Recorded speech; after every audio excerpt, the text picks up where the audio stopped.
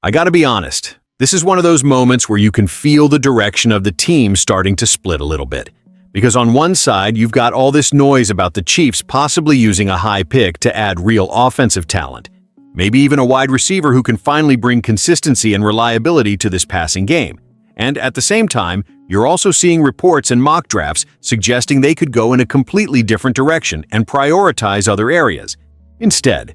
Because when you look at what's coming out right now, there's a very real possibility that Kansas City could use that number 9 pick on a receiver like Carnell Tate, a guy they've already shown interest in and who fits exactly what this offense has been missing: route running, reliable hands, and big playability, which tells you that internally, they know this receiving group still needs help if they want to get back to that elite level again. But at the same time, you've got voices inside the locker room and around the team basically saying, it doesn't have to be just a rookie. Because even players like Rashee Rice are openly talking about bringing in either a veteran or a young star through a trade, showing that even the guys on the roster know this unit isn't complete yet and still needs another real weapon to take pressure off everyone else. And that's exactly why this moment feels so important. Because it's not just about adding talent, it's about choosing a direction. Are you trusting the draft and building something for the future? Or are you trying to fix this offense right now with someone who can step in immediately and change the dynamic?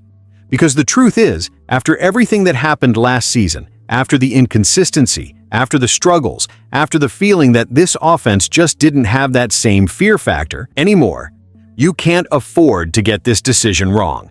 And that's what we're going to break down today. What the Chiefs are really trying to do here, what these two different paths actually mean for this team, and which direction makes the most sense if the goal is to get back to competing at the highest level again. So before we get into all of that, if you're riding with this team through every move like I am, go ahead, hit that like button, subscribe to the channel, and help us reach 2,100 subscribers, because we're getting really close, and it really does make a difference. Alright, so when you really stop and look at what's coming out right now about this draft, it becomes very clear that the Kansas City Chiefs are standing at a crossroads, because instead of going all in on giving more weapons to the offense, there's a very real scenario being projected where this team decides to go in the opposite direction and reinforce the defense first, and that completely changes the conversation around what this offseason is supposed to be about. Because according to the latest projections, there's a strong possibility that the Chiefs could use that number 9 overall pick on edge rusher Ruben Bain Jr.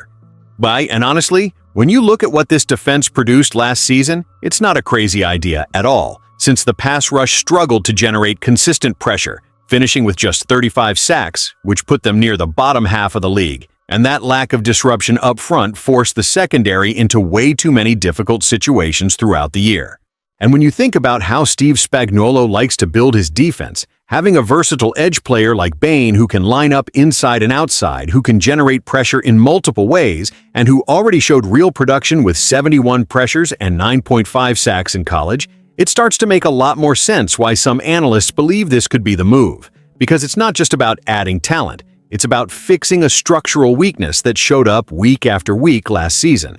But at the same time, as a fan, this is where things get a little frustrating. Because you can't ignore the fact that this offense, especially the wide receiver room, still feels incomplete, still feels inconsistent, and still doesn't have that one reliable presence who can take over games when things break down. And that's exactly why so many people expected Kansas City to prioritize a weapon for Patrick Mahomes with that pick. And that's what makes this whole situation feel so divided. Because on one hand, you absolutely need to improve the defense if you want to get back to being a complete team. But on the other hand, you also know that without a stronger, more reliable receiving core, this offense is going to continue to feel limited compared to what we were used to during those dominant years. Now, one interesting detail that keeps coming up is that if the Chiefs don't take a receiver in the first round, the plan could be to address that need later in the draft, maybe in the second or third round, which is a strategy that makes sense on paper, but at the same time, it also raises a big question. Are you really comfortable relying on a mid-round rookie to fix one of the biggest weaknesses on your roster?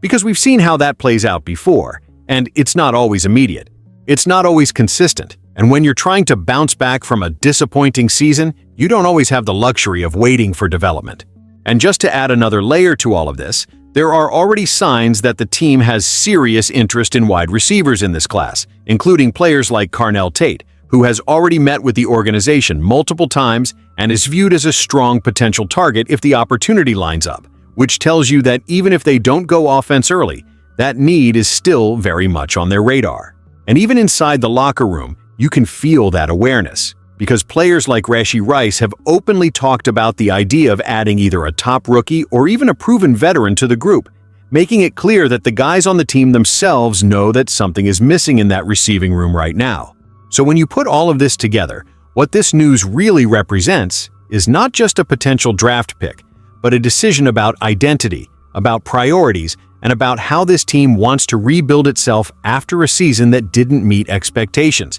Because going defense at number 9 would be a statement that the Chiefs believe fixing their weaknesses on that side of the ball is the fastest path back to contention. But at the same time, it also leaves a big question hanging in the air about whether the offense is truly getting the support it needs, and whether this team is doing enough to make life easier for Mahomes when he returns. And that's exactly where things start to get even more interesting, because while all of this is happening on the draft side, there's another storyline developing that could completely change how we look at this wide receiver situation. And trust me, you're going to want to hear this next part. Now, when we shift into this second storyline, this is where things start to feel even more real and honestly a little more urgent. Because instead of just talking about draft projections or hypothetical scenarios, we're now looking at a situation where the Chiefs are actively evaluating their wide receiver room and seriously considering bringing in a veteran presence like Odell Beckham Jr.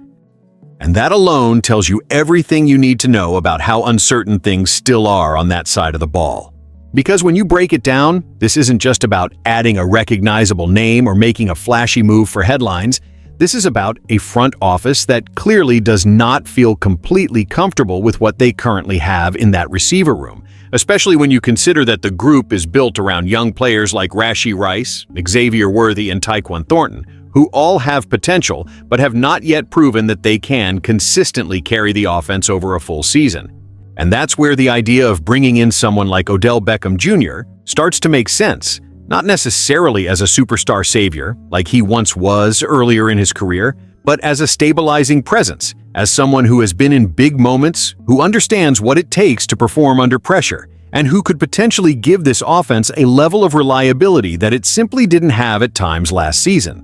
But at the same time, let's be honest here, because as much as the name still carries weight, there are real concerns that come with this move, and you can't ignore the fact that Beckham hasn't played meaningful football since the end of 2024, that he had a very limited statistical output in his last season, and that he spent all of 2025 out of the league while dealing with suspension and uncertainty about his future. So what you're really looking at here is a low-risk, high-uncertainty type of move, where the upside is clear if he can still produce at even a fraction of his peak level, but the downside is just as obvious if he struggles to regain form or simply doesn't fit into the rhythm of this offense. And what makes this even more interesting is that this conversation isn't happening in a vacuum, because internally, even players in the locker room have already hinted that they know something needs to change in that receiver group, with guys openly talking about wanting either a strong rookie addition or a proven veteran to come in and elevate the competition.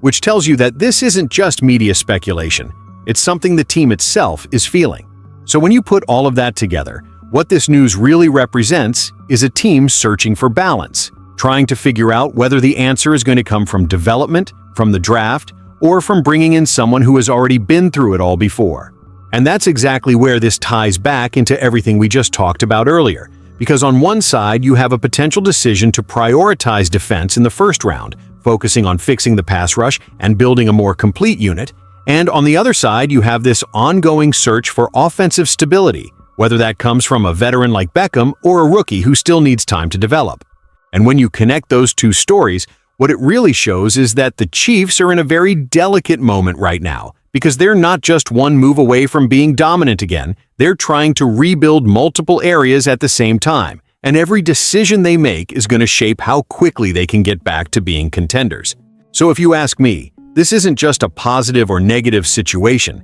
this is a decisive moment, because you can clearly see the intention to fix the roster, to address weaknesses, and to give this team a real chance to bounce back, but at the same time, there's still a level of uncertainty that you just can't ignore, especially on offense. And as a fan, that leaves you in that space between hope and caution, because you can see the direction, you can see the effort, but you also know that none of this matters unless it actually translates onto the field when the season starts. So now I really want to hear from you, because this is one of those moments where every opinion matters. Do you trust this strategy? Do you think bringing in a veteran like Beckham is the right move, or would you rather see this team go all in on a young receiver in the draft and build for the future? And if you've been enjoying this kind of breakdown, if you like talking Chiefs football the way real fans do, go ahead and hit that like button, subscribe to the channel, and help us get to 2,100 subscribers, because we're building something real here, and I want you to be part of it.